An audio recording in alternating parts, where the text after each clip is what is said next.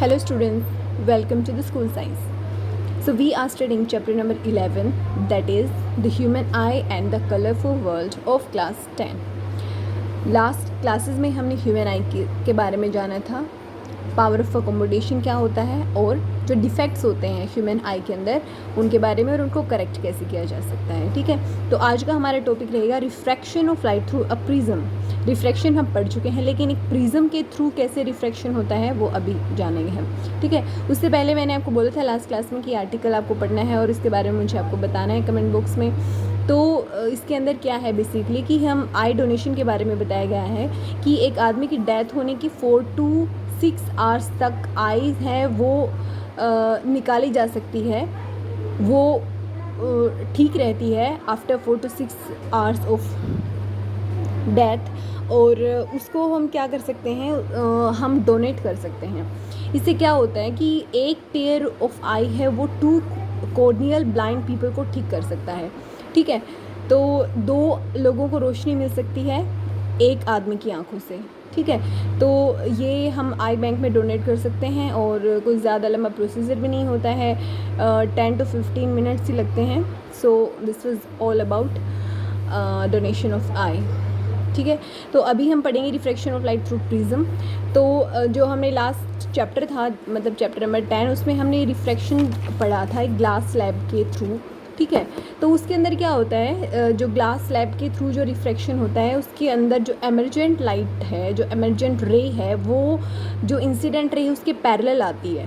ठीक है, लेकिन यहाँ पर ऐसा नहीं होगा। प्रिज्म क्या होता है, ये एक ग्लास से बना हुआ मटेरियल होता है। ये समझ लीजिए आपकी ट्रायंगल है, अगर वो 3 डायमेंशंस में हो, ठीक है, ग्लास से बना हुआ, तो उसको हम प्रिज्म बोलेंगे, राइट। तो ये हम यहाँ पर रिफ्रैक्शन को करके देखते हैं। तो इसमें हम क्या करते हैं, जैसे कि हमने ग्लास स्लैब के अंदर 2 पिन ली थी, एक लाइन के अंदर 2 भी ले सकते हैं, 3 भी ले सकते हैं। ठीक है, तो हम इसके ये वाला जो फेस है इधर यहाँ पर 2 पिन लगाएंगे और इस सेक्शन से इसको देखेंगे। ठीक है, देखेंगे तो यहाँ पर जो हमें जहाँ भी हमें उनकी इमेज दिखाई देती है वहाँ पर हम इस तरीके के डॉट्स बनाएंगे। ठीक है, प्रिज्म की आउटलाइन कर लेंगे और फिर प्रिज्म को हटा देंगे। ठीक है, तो हम देखेंगे कि इस तरीके से इसके अंदर रिफ्रैक्शन हो रहा है। तो देखो, बाहर रेयर मीडियम है, एयर है, अंदर ग्लास है, डेंसर मीडियम है। तो हम ये जो फेस है इसके ऊपर हम क्या डालेंगे, नॉर्मल डालेंगे। तो आपको पता है डेंसर टू रेयर मीडियम जब लाइट जाती है तो इसको जाना कैसे था, ये PE है, इसको जाना कैसे था, EH, इस पाथ को फॉलो कर रहा था। लेकिन क्योंकि डेंसर मीडियम है तो ये क्या होगा, टूवर्ड्स नॉर्मल मुड़ जाएगी और ये जो रे है वो इस ब्लू लाइन को फॉलो करते हुए आगे बढ़ेगी, राइट। फिर आगे क्या है, यहाँ पर एट दिस पॉइंट दोबारा से रिफ्रैक्शन होगा। This is denser medium, this is rare medium, और यहाँ पर हम जब नॉर्मल डालेंगे, लाइक M' हमने यहाँ पर डाला है, तो क्या होगा, यहाँ पर ये जो रे है इसको कैसे जाना था, ऐसे सीधा जाना था, लेकिन अब ये कैसे जाएगी, ये कौन से रास्ते को फॉलो करेगी, RS से, ये अवे फ्रॉम द नॉर्मल चली जाएगी। ठीक है, क्योंकि यहाँ पर कैसा है, रेयर मीडियम। ठीक है, तो देखो ये वाला जो एंगल है, जो भी एंगल है वो नॉर्मल के साथ ही होते हैं, पता होगा आपको। तो ये वाला जो एंगल है that is angle of incidence, this is angle of refraction. यहाँ पर कई बार इस एंगल को दोबारा से एंगल ऑफ इंसिडेंस मतलब I2 भी बोल देते हैं। ठीक है, क्योंकि ये यहाँ पर इस पॉइंट के ऊपर इंसिडेंस एंगल का काम कर रहे हैं। ठीक है, और ये वाला जो एंगल है इसको हम एंगल ऑफ एमर्जेंस बोलेंगे, राइट, एंगल ऑफ एमर्जेंस, क्योंकि यहाँ से इमर्ज हो रही है लाइट। ठीक है, अच्छा, अभी हम देखते हैं कि जो हमारी ओरिजिनल लाइन थी, देखो ये PQ, अगर हम इसको आगे बढ़ाएं तो ये कहाँ पर जाती है, EH।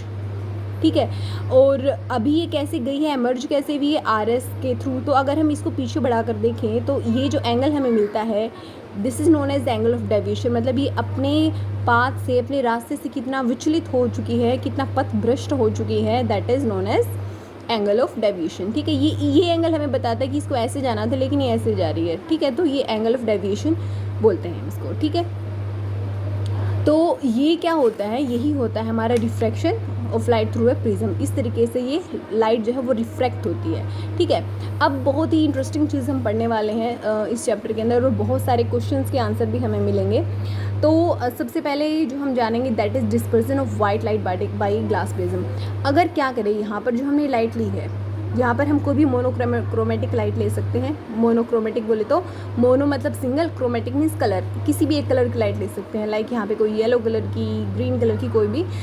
लेकिन क्या होगा अगर हम वाइट लाइट लें यहाँ पर, ठीक है। तो न्यूटन महाशय जी को तो आप जानते ही होंगे, बड़े खुराफाते दिमाग के थे वो। क्या करते थे, एक्सपेरिमेंट करते रहते थे, ठीक है। तो उन्होंने ये एक्सपेरिमेंट किया, उन्होंने वाइट लाइट इस प्रिज्म के ऊपर डाली, तो उन्होंने देखा कि ये हमें एक मिलता है स्पेक्ट्रम, ठीक है।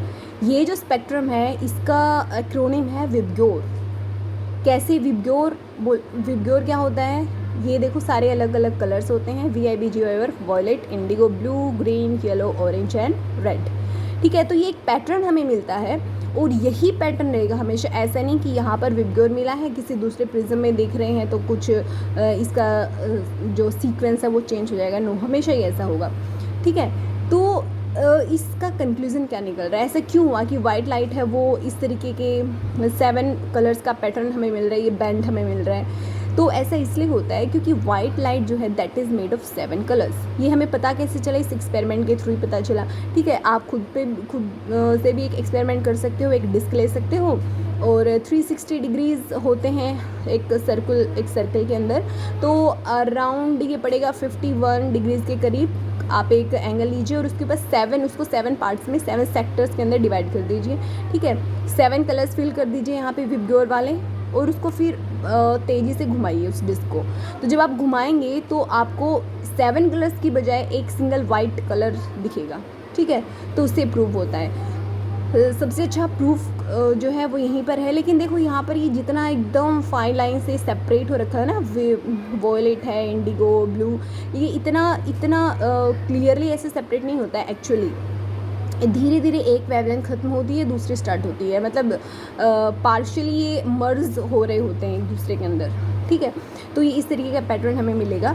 फिर न्यूटन जी यहाँ भी कहाँ रुकने वाले थे, उन्होंने क्या किया, एक प्रिज्म लिया था, उन्होंने एक और प्रिज्म रखा इसके सामने सेम आइडेंटिकल इसी तरीके से कि क्या ये और भी डिस्पर्स होते हैं, मतलब क्या ये और भी आगे जाके टूटते हैं ये कलर्स। डिस्पर्स का मतलब तो आपको पता चले गया होगा, the splitting of light into its component colour, मतलब एक जो लाइट है वो किस किस से बनी है, लाइक कौन से जो इसके कंपोनेंट्स हैं उनसे बनी है, उसके अंदर स्प्लिट हो जाना, उसके अंदर टूट जाना, उसके अंदर बिखर जाना, that is known as dispersion. Clear.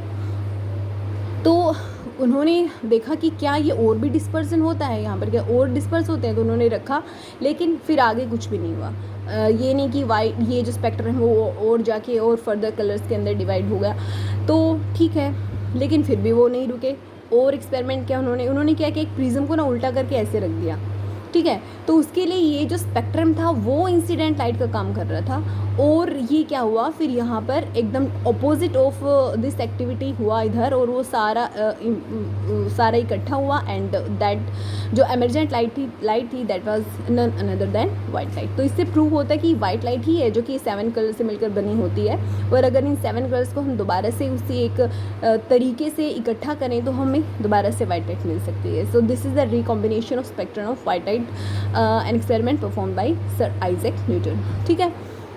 तो ये था उनका सारा एक्सपेरिमेंट। अच्छा, अब ये है कि यही पैटर्न हमें क्यों मिलता है। तो देखो हर एक फिजिक्स के अंदर हम कलर्स नहीं पढ़ते हैं, लाइक हम ऐसे नहीं बोलते हैं कि दिस इज़, जैसे कि आपकी क्लास के अंदर क्या पहचान होती है, आपके रोल नंबर आपकी पहचान होती है, roll number 1, roll number 2, you are not known by Chintu and Mintu, right. तो यहाँ पर कलर्स नहीं, हम पढ़ते हैं वेवलेंथ, ठीक है। Red is the highest wavelength and violet is the lowest wavelength. तो जो सबसे कम वेवलेंथ होती है ना, वो सबसे कम क्या होती है, जो सबसे कम वेवलेंथ होती है वो सबसे ज़्यादा डिस्पर्स होगी, ठीक है। वो एंगल ऑफ डेविएशन उसके लिए सबसे ज़्यादा होगा, और रेड के लिए एंगल ऑफ डेविएशन वो सबसे कम होगा। ये आप 12th क्लास में इसका पूरा जो है ये डेरिवेशन आएगा आपके कि क्यों ऐसा होता है, एक फॉर्मूला होता है, ठीक है, जो कि angle of deviation, angle of prism के बारे में और एंगल ऑफ इंसिडेंस के बारे में एक रिलेशनशिप देता है।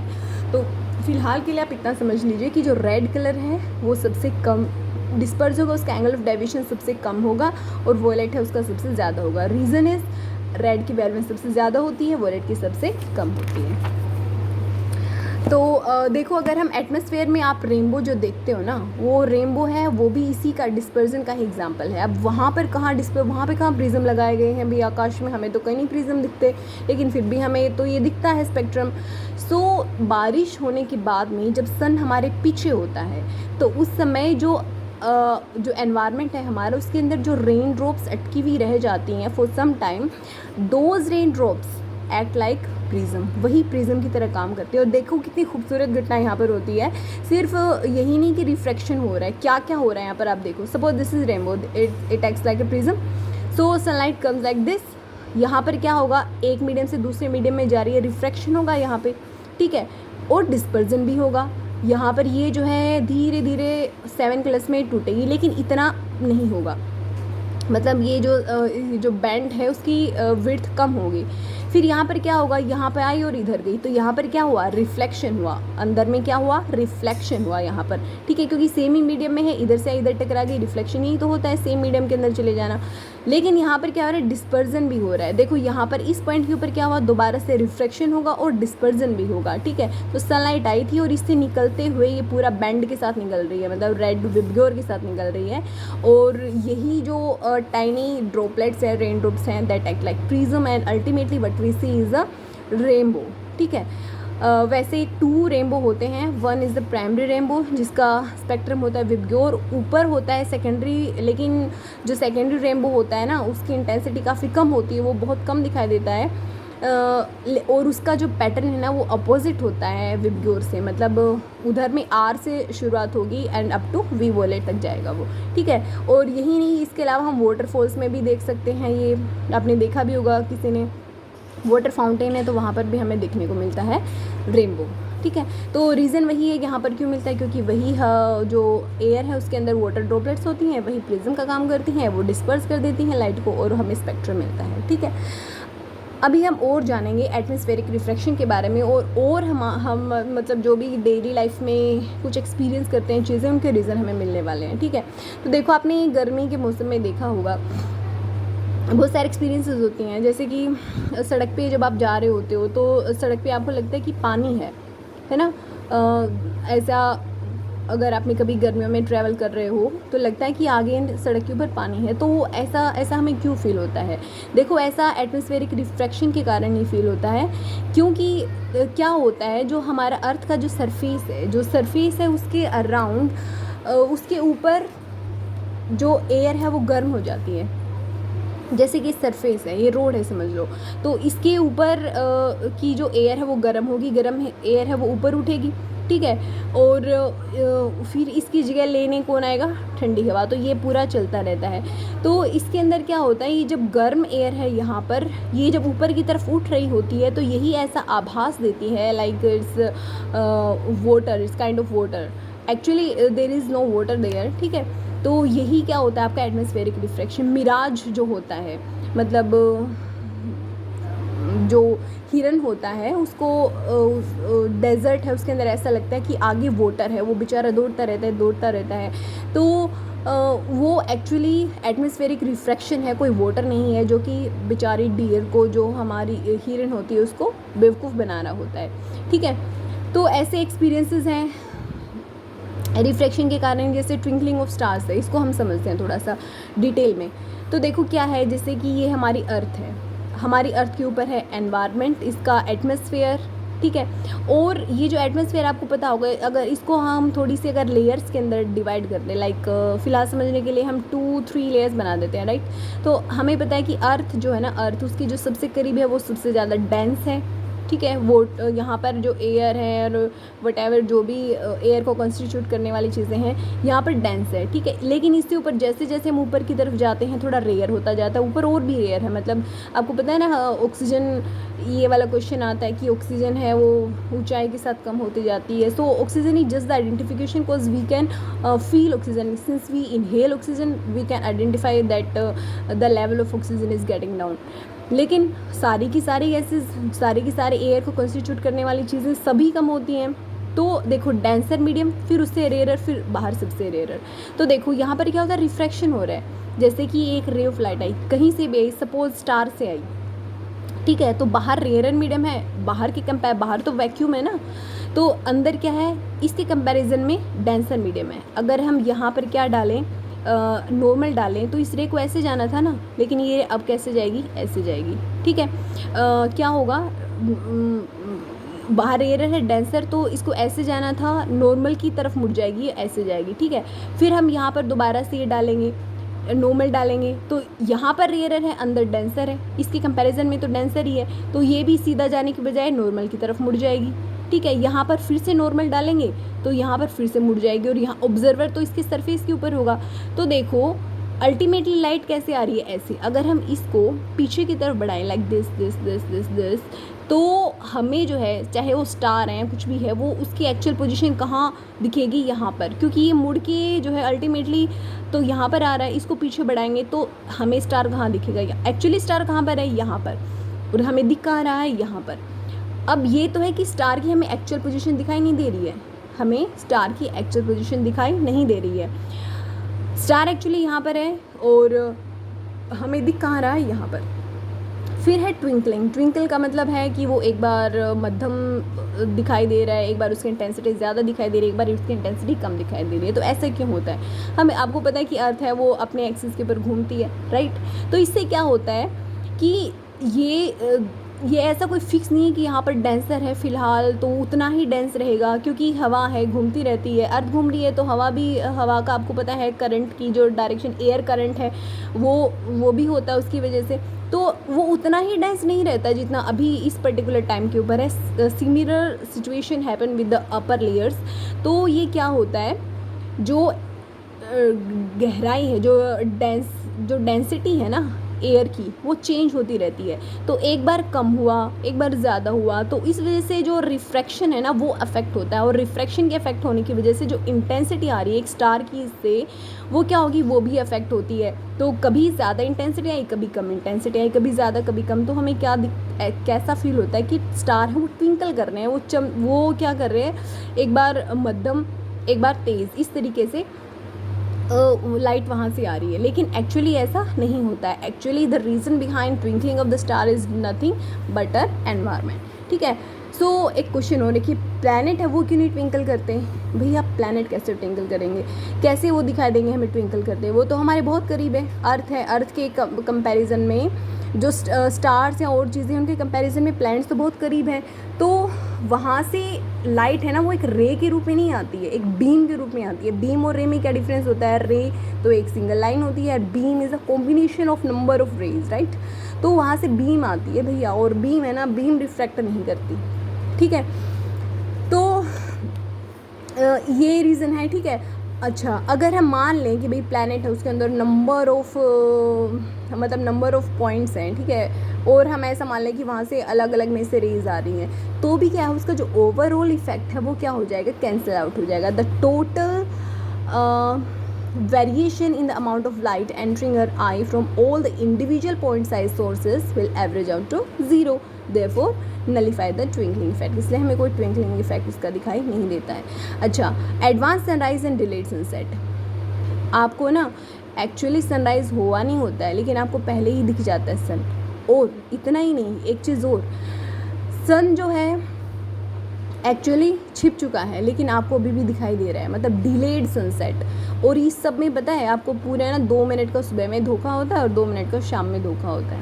ठीक है, रीज़न क्या है, रीज़न वही है, देखो मान लो कि है ना सनराइज़ का टाइम है, this is horizon, horizon is the line जो कि मतलब हमारी आँख के एकदम सीधे सीधे। ठीक है, तो ये होरिजन है, सन एक्चुअली यहाँ पर है, यहाँ पर ये एनवायरनमेंट हमारी अर्थ का, और रिफ्लेक्ट होते होते लाइट हमें ऐसे पहुँच रही है। इसको जब पीछे बढ़ा के देखते हैं तो हमें यहाँ दिख रहा है। ठीक है, तो सन एक्चुअली कहाँ है, यहाँ पर, हमें कहाँ दिख रहा है, यहाँ पर। ये सनराइज़ के टाइम भी हो रहा है, सनसेट के टाइम भी। सनसेट कहाँ है, सन कहाँ पर है, यहाँ पर जा चुका है भाई। ठीक है, और आप जो है कहाँ देख रहे हो, सन को यहाँ पर देख रहे हो, तो सनसेट के टाइम भी क्या हो रहा है, डिले हो रहा है। टोटल कितना डिले हो गया एक दिन में, टोटल 4 मिनट्स का डिले हो गया एक दिन में। ठीक है, तो देखो कितनी इंटरेस्टिंग चीज़ें आज हमें पता चल रही हैं एटमॉस्फेरिक रिफ्रैक्शन के थ्रू। ओके, तो ये हमने रिफ्रैक्शन, एटमॉस्फेरिक रिफ्रैक्शन के बारे में जाना, डायफ्रैक्शन के बारे में जाना। नेक्स्ट जो हम जानेंगे that is scattering of light. एक और चीज़ है लाइट का स्कैटर होना, लेकिन इसके बारे में आप पढ़ चुके हो। ठीक है, कहाँ पढ़ा है आपने? 9th क्लास में पढ़ा है। जो चैप्टर नंबर 1 और 2 है उसके अंदर पढ़ा है मैटर के बारे में, जब आपने प्योर सब्सटेंसेस के बारे में जाना था और मिक्सचर के बारे में जाना था। फिर मिक्सचर है, उसके अंदर भी 2 टाइप्स होते हैं, कोलोइडल होता है, एक सस्पेंशन होता है। तो वहाँ पर आपने पढ़ा होगा कि जो प्योर सब्सटेंसेस है ना, वहाँ वो क्या नहीं शो करते, उसके अंदर स्कैटरिंग नहीं होती है। क्यों नहीं स्कैटरिंग होती है? आपको पता है, लाइट है ना, लाइट उसका वेव नेचर भी है और भाई पार्टिकल नेचर भी है। पार्टिकल नेचर मतलब जब हम straight line motion of light को स्टडी करते हैं, वेव नेचर जब हम इस तरीके की मोशन को स्टडी करते हैं। एक्चुअली क्या है, एक्चुअली दोनों चीज़ें हैं, ऐसा नहीं कि ये है दोनों ही। लेकिन ये क्या है कि ये वेव इतनी छोटी है, मतलब वेव क्या छोटी है, इसका एम्पलीट्यूड इतना कम है कि that seems to be like a ray, हम ले सकते हैं। लेकिन कब तक इसको हम रे लेंगे? जब तक कि भाई ऑब्स्टिकल है ना, उसका साइज, इसका एम्पलीट्यूड मतलब ये पूरा कवर कर जाए, इससे छोटा रहे, तब तक ठीक है। लेकिन अगर ऑब्स्टिकल इतनी बड़ी हो जाए कि ये इसको क्रॉस ना कर पाए, तो फिर हम क्या मानेंगे भाई इसका क्या है, पार्टिकल नेचर है, मतलब उसका हमें शेडो मिलेगा। ठीक है, तो ये चीज़ होता है। अब प्योर सब्सटेंसेस क्या है? प्योर सब्सटेंसेस के अंदर तो बहुत फाइन साइज़ होता है, बहुत ही छोटा छोटा साइज़ होता है, तो ये उसको आराम से ना कवर कर जाते हैं उसको। ठीक है, तो इस वजह से हमें कोई भी वहाँ पर स्कैटरिंग दिखाई नहीं देती। स्कैटरिंग होता क्या है? एक पर्टिकुलर कलर का बिखर जाना। ठीक है, पर्टिकुलर कलर मतलब किसी पर्टिकुलर वेवलेंथ का बिखर जाना। ठीक है, तो जबकि कोलोइडल जो है, कोलोइडल के अंदर क्या होता है, particle size as compare to pure substance क्या होता है, बड़ा हो जाता है। तो जो बड़ा हो जाता है तो क्या करता है, वो उस पर्टिकुलर वेवलेंथ को क्या कर देगा, स्कैटर कर देगा, बिखेर देगा। मतलब जो भी वेवलेंथ है, लाइक विबग्योर होता है ना हमारे पास, तो सपोज ये वाली वेवलेंथ है ग्रीन वाली, तो वो ग्रीन कलर को क्या कर देगा, स्कैटर कर देगा, बिखेर देगा अपने चारों तरफ, मतलब स्कैटरिंग हो जाएगी उसकी। ठीक है, जैसे कि आपने टिंडल इफेक्ट ये भी पढ़ा था आपने, उसी 9th क्लास का ही पार्ट है ये। तो टिंडल इफेक्ट में भी आपने क्या पढ़ा था, the phenomena of scattering of light by the colloidal particles give rise to Tyndall effect. ये टिंडल इफेक्ट है, आप कहाँ इसको देख सकते हो? आपने देखा है इसको ज़रूर कहाँ पर, जैसे कि एक डार्क रूम है। ठीक है, एक डार्क रूम का जो खिड़की है ऊपर, कोई भी मतलब एक पतला सुराख कहीं से भी आए, चाहे रोशनदान से आए, चाहे खिड़की से आए, चाहे कहीं भी कोई होल हो वहाँ से आए। तो suppose this is a room, it's a dark room, और यहाँ से यहाँ पर ये स्पेस है। ठीक है, तो यहाँ से लाइट आ रही है, तो ये जो पूरा पाथ है इसका वो विजिबल हो जाता है, देखा होगा आपने। ठीक है, तो ये जो पाथ विजिबल होता है और वहाँ पर आपको सारे पार्टिकल्स दिखाई दे रहे हैं, ये पूरा ये दिखाई दे रहा है, ये सब क्या है, ये टिंडल इफेक्ट ही तो है। ठीक है, इसके अलावा आप कहाँ देखते हो, जो आपने डेंस फॉरेस्ट है, कोई घना जंगल है, और वहाँ पर भी आप देखते हो, क्योंकि वहाँ जंगल में क्या होता है, मॉइस्चर होता है, तो वहाँ पर वाटर ड्रॉपलेट्स हैं, तो उनकी वजह से वो क्या होता है, वो सारा जो पाथ है वो विजिबल हो जाता है। देखा होगा ना आपने जंगल में इस तरीके की लाइट्स, ऐसे ऐसे ड्राइंग जो बनाते हैं, जिसका इंटरेस्ट है वो करते भी हैं और ध्यान दिया होगा आपने। तो ये सारा किसकी वजह से होता है, टिंडल इफेक्ट की वजह से होता है। टिंडल इफेक्ट किसकी वजह से होता है, यही जो कोलोइडल है, अगर पार्टिकल का जो साइज़ है ना, वो अगर इस साइज़ का है, इस रेंज का है, तो वो क्या करेगा, स्कैटरिंग करेगा। ठीक है, अब देखो स्कैटरिंग है वो किसके ऊपर डिपेंड करेगी, कभी तो हमें कलर दिखाई देता, कभी कलर नहीं दिखाई देता। फॉर एग्जांपल, कभी तो हमें स्काई का कलर ब्लू दिखाई देता है, कभी सनराइज़ और सनसेट के टाइम में हमें कलर है वो रेडिश और ऑरेंज टाइप का दिखाई देता है। तो ऐसा क्यों होता है, ये सारे क्वेश्चंस के आंसर हमें मिलेंगे इस एक्टिविटी से। ये एक्टिविटी हम करके देखते हैं। एक्टिविटी क्या कहती है कि भाई ना, एक सोर्स ऑफ लाइट ले लो, स्ट्रॉन्ग सोर्स ले लो, ठीक है, एक कॉन्वेक्स लेंस ले लो, इसके फोकस के ऊपर रखो आप। तो आपको पता है फोकस के ऊपर जब हम रखते हैं तो रेज वो हैं वो क्या जाती हैं, आफ्टर रिफ्रैक्शन पैरेलल जाएंगी, ये चली गई। लेकिन यहाँ पर हमने बीच में एक रखा है एक बीकर के अंदर हमने लिया है एक क्लियर वाटर लिया है, और उसके अंदर हमने डिज़ोल्व कर दिया 200 ग्राम ऑफ सोडियम थायोसल्फेट। ठीक है, और किसके अंदर, 2 लीटर ऑफ क्लीन वाटर के अंदर, और इसके अंदर हमने 1-2 मिलीलीटर क्या डाल दिया है, कंसनट्रेटेड सल्फ्यूरिक एसिड। ठीक है, ये हमने ऐसा क्यों किया है, ऐसा हमने इसलिए किया है ताकि जो भी कुछ हो रहा है ना इसके अंदर वो हमें विजिबल हो जाए। ठीक है, जो भी यहाँ पर प्रेसिपिटेशन होगा या वट एवर जो भी होगा वो सब विजिबल होगा। लेकिन सिर्फ इतना ही नहीं, हम आगे इसको और समझते हैं। इसके लिए हम क्या करते हैं, एक कबर्ड लेंगे, और क्या लेंगे, ये एक ओके अच्छा हाँ हमने ये ले लिया है एक, और फिर इसके अंदर हमने क्या कर दिया, एक होल ले लिया है। ठीक है। और इस होल से ये जो कार्डबोर्ड है इसके अंदर ये जो होल है यहाँ से लाइट को पास कराएंगे। ये है लेंस नंबर 2, ये भी कन्वेक्स लेंस है और इसके फोकस के ऊपर रख देंगे हम यहाँ पर ऑब्ज़र्व करने के लिए एक लास्ट चीज़ MN जो है स्क्रीन, ठीक है। जो यहाँ पर हम क्या करेंगे, लाइट को ऑब्ज़र्व करेंगे, इसके फोकस के ऊपर रखेंगे, ठीक है, ताकि यहाँ से क्या है पैरेलल आ रही है लाइट्स और ये कहाँ पर जाके मिलेंगी इस पॉइंट के ऊपर, ठीक है। ये कार्डबोर्ड हमने रख दिया था। तो अभी हम क्या होगा, जब हम जैसे ही हम सोर्स को ऑन करेंगे, इसको हमने अच्छे से स्टीर कर दिया है, तो क्या होगा यहाँ पर हमें जो है ना ब्लू कलर है वो पूरा स्कैटर्ड हुआ मिलेगा, ठीक है। ब्लू कलर क्यों, क्योंकि ब्लू कलर की वेवलेंथ क्या होती है, कम होती है, ठीक है। और जब हम आगे जाएंगे तो यहाँ पर आगे जाते जाते अल्टीमेटली जो हमें स्क्रीन के ऊपर मिलेगा ना वो रेडिश, ठीक है, और रेडिश कलर का मिलेगा, ठीक है। It is interesting to observe at first the orange red colour, सबसे पहले orange and then bright crimson red colour on the screen, right. तो यहाँ पर रेड कलर क्यों आया, क्योंकि रेड की वेवलेंथ क्या होती है एज़ कम्पेयर टू ब्लू ज़्यादा होती है। इसका मतलब जैसे जैसे दूरी बढ़ेगी हमें रेड कलर स्कैटर्ड हुआ मिलेगा और कम दूरी के ऊपर हमें कौन सा कलर स्कैटर हुआ मिलेगा, ब्लू। तो कुछ समझ में आया ये क्वेश्चंस के आंसर कि why is the colour of clear sky blue. Blue क्यों होता है, क्योंकि ब्लू की वेवलेंथ देखो, दिन के अंदर ये हमारी अर्थ है, ठीक है, ये हमारा सन है, तो दिन के अंदर है लाइट को अर्थ तक आने के लिए कम दूरी ट्रैवल करनी पड़ती है, तो हमें वाइट भी दिखाई दे सकता है, ब्लू नहीं वाइट भी दिखाई दे सकता है, ठीक है। फिर जैसे जैसे सन इधर जा रहा है, ठीक है, तो दूरी बढ़ती जा रही है, यहाँ पर हमें ब्लू कलर दिखाई देगा। जैसे जैसे और आगे जाएगा दूरी और ज़्यादा बढ़ती जाएगी तो क्या होगा, जो ज़्यादा वेवलेंथ है वही स्कैटर होंगी। अब सबसे ज़्यादा वेवलेंथ तो कौन सी कलर की होती है, रेड कलर की होती है। तो इस वजह से सनराइज़ और सनसेट के टाइम पे जो हमारा आकाश है उसका कलर कैसे दिखाई देता है, रेडिश, ठीक है। So that was all in this chapter students. If you have any question still left you can ask me.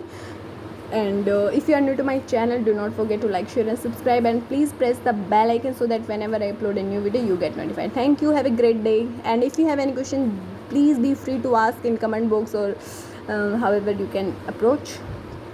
Thank you, have a great day.